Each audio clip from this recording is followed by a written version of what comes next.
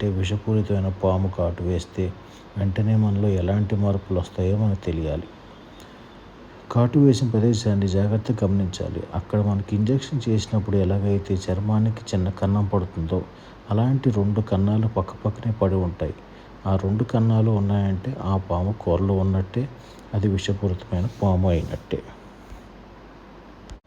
కాటు వేసిన ప్రదేశాన్ని జాగ్రత్తగా గమనించాలి. కాటు వేసిన చోట నొప్పిగా ఉంటుందా, ఆ ప్రదేశంలో కొద్దిగా వాపు వస్తుందా, అలాగే అది పాలిపోయినట్టుగా కలర్ లేకుండా తయారవుతుంది.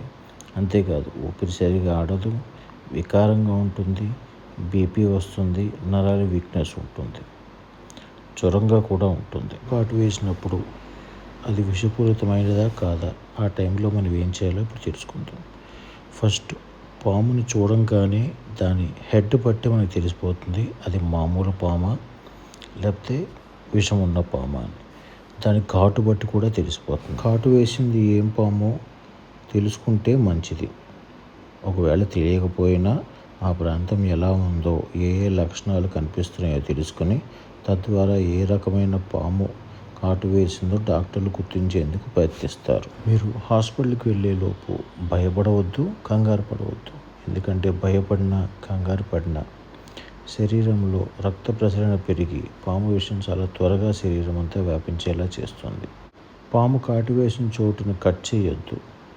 చాలామంది అక్కడ కత్తితో కట్ చేసి రక్తాన్ని బయటికి పంపే ప్రయత్నం చేస్తారు. దీనివల్ల అపాయం ఎక్కువ శాతం ఉంటుంది. But if you have experience, కాటేసిన చోట ఒక గుడ్డతో చుట్టండి, కానీ గట్టిగా ముడి వేయవద్దు. ముడి వేస్తే ఆ